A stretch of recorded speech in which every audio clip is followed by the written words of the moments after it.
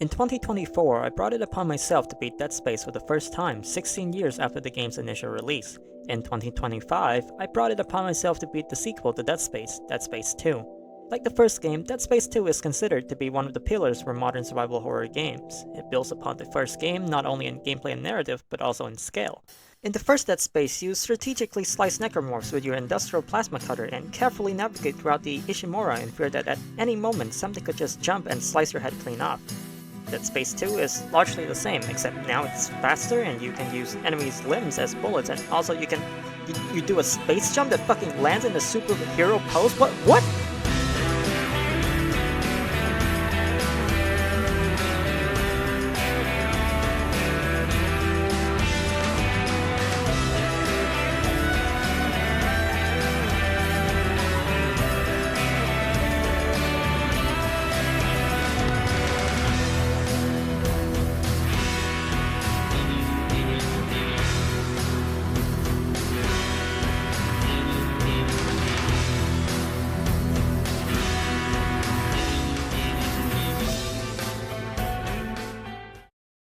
It took me a total of 8 hours to complete my first playthrough of Dead Space 2, and a majority of those hours took place in the same day.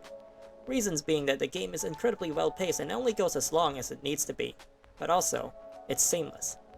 The game is a rollercoaster ride with no breaks in between, whereas the first game had a tram system to transition between one chapter to the next. Dead Space 2 dropped all of its formalities and skipped the loading screens. Each chapter blends into one another, creating a continuous experience that adds to the immersion. In a single day, I went from chapter 1 to chapter 13 without noticing that I've spent 5 hours on the game. Dead Space 2 retained most of the first game's combat system, but with a few new additions. Isaac still has his trusty plasma cutter and line gun, but now you're given the choice to use telekinesis as your primary source of damage. I don't have much footage of myself doing this though, as I usually stuck to the plasma cutter or the rifle, but it's still a great addition nonetheless. Looking back, I should have utilized this feature more as it would trivialize many of the difficult sections in the game. There are also many other changes, such as the player being able to control Isaac in 360-degree motion in zero gravity, and the most noticeable change being the tone of the game. Where Dead Space 1 shines in resource management of survival horror, Dead Space 2 excels at combining horror and action. Isaac is now more agile and capable despite being in a comatose state for 3 years. Unlike Resident Evil 4, Dead Space 2 managed to fit both horror and action in a single package without it turning into a B-movie. One moment you're fighting off a horde of necromorphs trying to free your torso of its limbs, and the next you're doing a space jump sequence that is straight out of a sci-fi action movie. Speaking of necromorphs, Dead Space 2 also introduced a plethora of new enemies. Aside from the standard necromorphs, there are also multiple new enemy types such as the Pact. These guys are fast, but they're easy to deal with as long as you have enough bullets. There's the Puker, which is exactly how it sounds like. These are the worst to deal with, as even if you slice up your head, they can still vomit at you, and it deals a nasty amount of damage. There's also the Crawler, which are explosive infected babies. FYI, you can slice up their head and use the explosive sack as a projectile. You know, normal things to do. And finally, the most annoying enemy type introduced in the game thus far, the Stalkers. These guys are brutal, man. They would hide behind corners and ambush you in packs, and if you're not fast enough, make sure you're used to getting body slammed. Whenever I see an area that has one too many crates and corners to hide behind, I sigh and just ready my line gun. With the more action-focused gameplay, you would think that this would affect the overall horror tone of the game, but Dead Space 2 managed to do it in a way that just makes sense. Like how they managed to give Isaac dialogues, a previously voiceless protagonist, without it being jarring. The simple addition of having the main character talk did a lot for Dead Space 2's story. We get to hear Isaac voice his frustration in ways other than stomps and grunts. We get to hear him feel frustrated, betrayed, and form human connections. Isaac is no longer a silent protagonist who the player can insert themselves into. He's his own man, he makes his own decisions. While Dead Space 1 Isaac is an unwilling participant in the horror around him, Dead Space 2 Isaac knows how to get things done. Okay, let's talk about the story. Dead Space 2 takes place 3 years after the event of the first game. The game starts with a call between Isaac and Nicole right before things go to shit on the Ishimura. The call suddenly fades away as we see the current Isaac is being interrogated by someone about the event that conspired on the Ishimura. Isaac Clarke, suffering from marker-induced dementia and violent hallucinations, escaped the mental hospital holding him, with the help from Dinah, who keeps in touch and helps him navigate through the radio. Isaac finds himself on the Sprawl, a large city built around the last fragment of a moon, and it was infested with necromorphs. With most of the other patients being killed, the only living human he could find on the Sprawl was Strauss, a deeply disturbed man who claims that he knows how to destroy the marker, the artifact that causes the necromorph's infection. After they both parted ways, Isaac arrives at the destination and was ambushed by guards as Dinah reveals herself to be a unitologist, claiming that Isaac built the marker and they need him to build more. Before a gunship guns down Dinah and Isaac makes his escape. Being left with no choice, Isaac chose to believe Strauss as he followed his direction to the government sector where the marker is apparently located. On the way, he met Ellie, another survivor who was untrusting at first but quickly warmed up to him. Okay, I want to talk about Ellie for a little bit. I was surprised to find out that Ellie's voice actor and capture performance, Sunita Henry, was completely new to voice acting. She said, quote, "My background is film and TV, so my acting style is geared more towards having a camera in my face to capture all the nuances of my performance. The voiceover, you have to emote all those feelings with just your voice. It takes some getting used to, but I love it." Despite this being her first voiceover role, she absolutely nailed it. Every time she is on screen with Isaac, they both have really great chemistry. But that's not there is to her.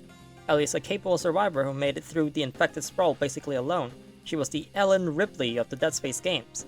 The other characters are great too, but I feel like Ellie is the most fleshed out side character of the game. Isaac later received a call from Ellie who had found Strauss and decided it would be better if they all stick with each other to survive. Together, they make their way through the sprawl to destroy the marker, but along the way, Isaac's mental state slowly deteriorates. From the very first moment of the game, you are greeted by a hallucination of Nicole who reminds Isaac that he couldn't save her. This continues to happen throughout the game as Isaac's mental psyche gets worse. It regresses from hallucinative conversations to outright physical torment as the marker continues gaining more and more control over Isaac. A fun detail about Nicole in this game is that she's voiced by a new actress, Tanya Clark. This really adds to the narrative as Nicole's line deliveries are subtly more antagonizing. There's a scene where Isaac hallucinated Nicole's final message, and the scene fell a bit off. I went back and compared both of the death messages in Dead Space 1 and Dead Space 2, and they gave off different tones. Nicole seems almost as if she's resent Isaac in the new scene. Alright, let's talk about my favorite parts of the game. In Chapter 7, Isaac has to fix the solar panels in order to restore power. Along the way, he received a distress call from Ellie and Strauss telling him that the necromorphs were swarming and destroying everything in their path. I could never do this moment justice by just talking about it, so just have a look. Ellie, come in! Isaac, we have to cross to the government sector before they cut us off. You'll never make it down here in time. I'll be there! I'll be there! Stability detected in the rear line. Emergency ejector system initializing.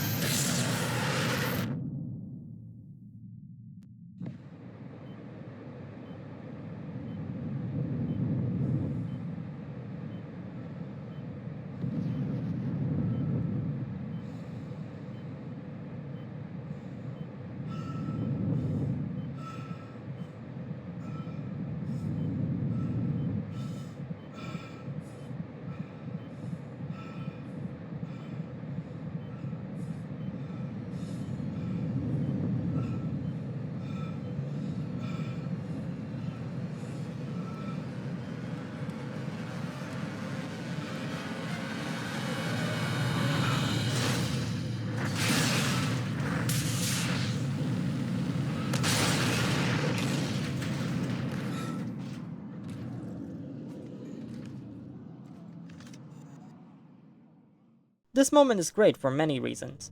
First off, this scene is entirely quiet.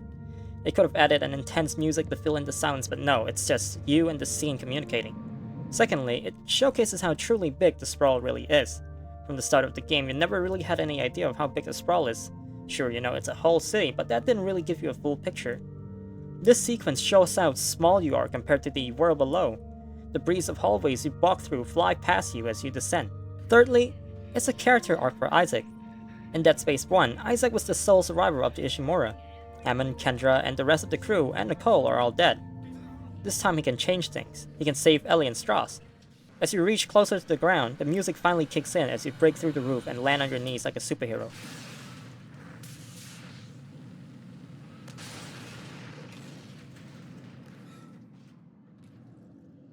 Man, what a moment. Dead Space Remake did a lot more than just remaking Game 1. Stay with me here. Throughout the game, you are constantly tested with your knowledge of the original game. The first 30 minutes or so are nearly identical. You and your team gets ambushed, you run away, you find a plasma cutter, and you blast the devil out of those living corpses. But the further you go, the more things start to change. Doors in places that weren't before, hallways that never existed. Throughout Dead Space Remake, you are constantly haunted by your memories of the original game, serving as a tool for the remake's narrative twists and turns. This is not so different from Dead Space 2.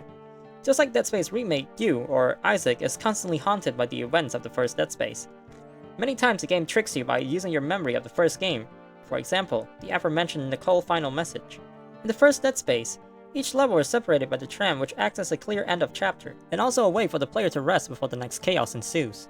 But when you get on your first train in Dead Space 2, expecting to be whisked away, instead, the train starts moving. Instead of arriving at the next destination, monsters starts pouring from the windows and you're forced to defend yourself. What was meant to be a small breather in between turns into a fight for survival.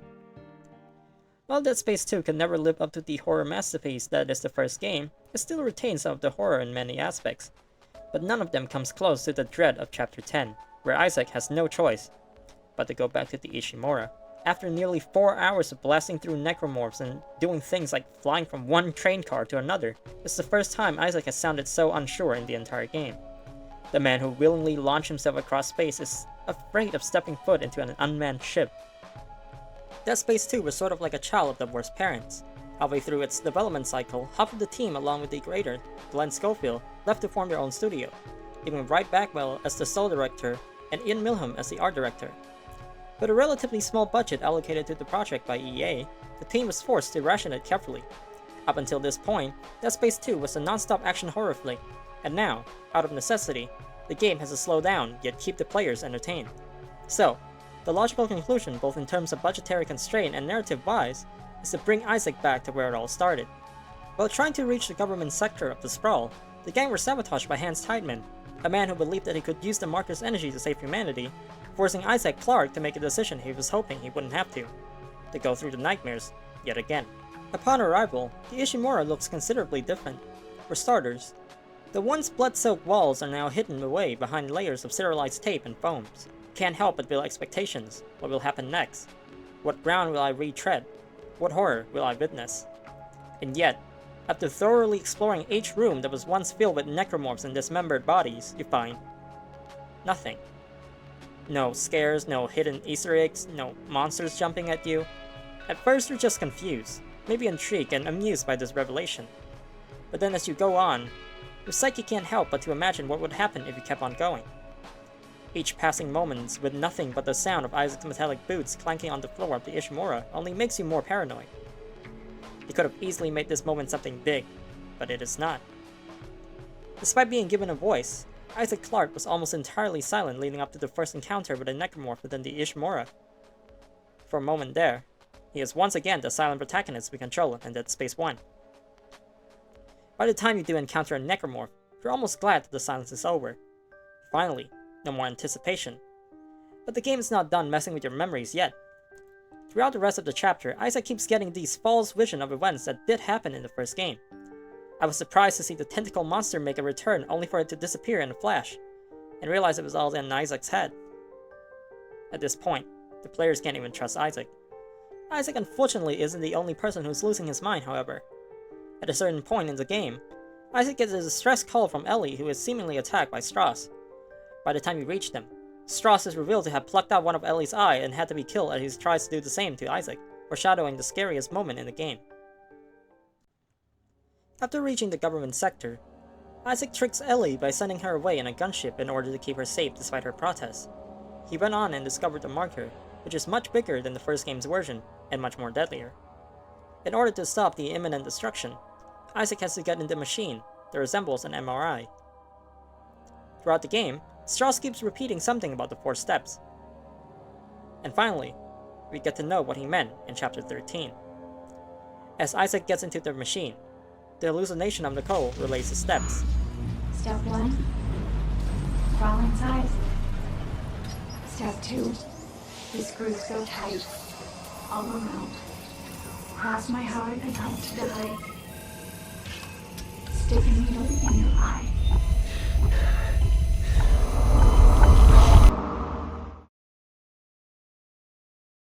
This part is incredibly unnerving.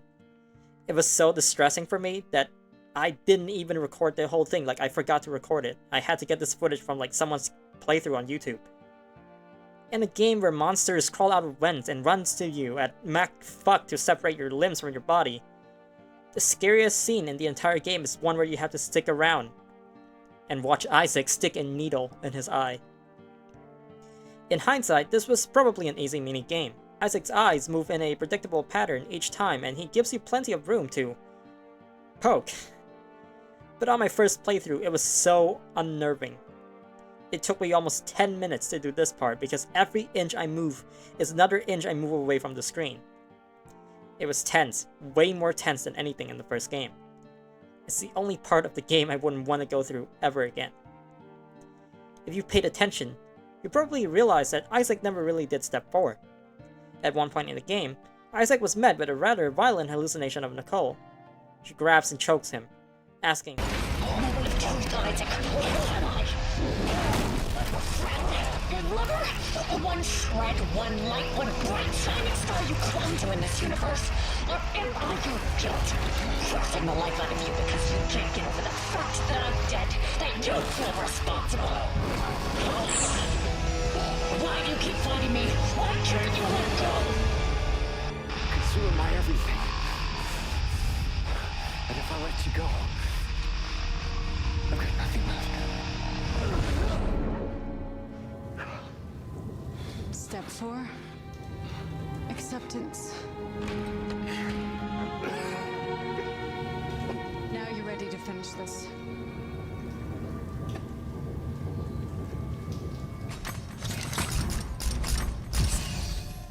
how do you interpret this scene? The most logical and straightforward interpretation is that Isaac has finally accepted that he cannot let go of Nicole. But maybe because Isaac hasn't let go of Nicole, he hasn't reached the requirements to finish all 4 steps. Your action from this point onward is basically an assisted suicide. Despite the relentless amount of fighting spirit, Isaac never intended to make it out of the sprawl alive. Still haunted by the embodiment of the marker, Nicole, Isaac has no choice but to see it through to the end and eventually, hopefully, reunite with his everything. But in the end, it was never really Nicole, and the marker fought to gain control of Isaac's mind. Finally, Isaac is forced to put Nicole to rest for good. Okay, this is off script and I'm gonna be complaining for a bit. I'm gonna get real bitchy about this. This is the worst boss fight I've ever experienced. Like, this game is amazing, but this boss fight genuinely ruined it for me. I had to switch difficulty. I had to lower my difficulty to be able to like beat the boss fight. And it was so... It gave me a reason as to why I want to see Dead Space 2 remake. It could be improved upon, so it could have been so much better. Anyways, back to the script.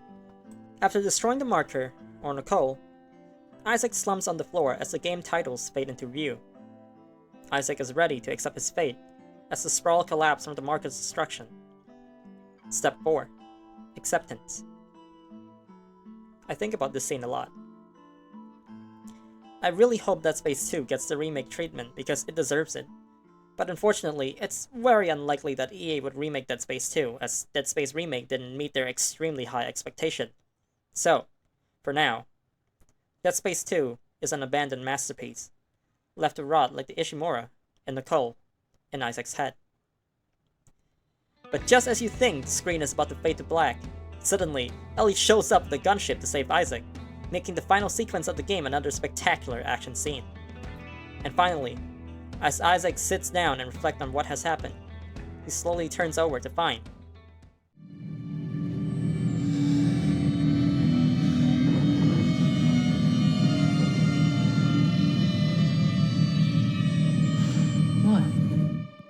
not an infected Nicole.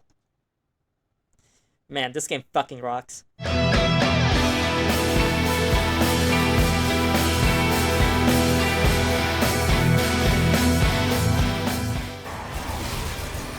not gonna ignore the fact that Megaforce literally, the cards, literally has Gosei on it. Yeah, Gosei is the morpher. Yeah. Hold on. Just good. Alright. Oh my god, look at this. This is so fucking corny!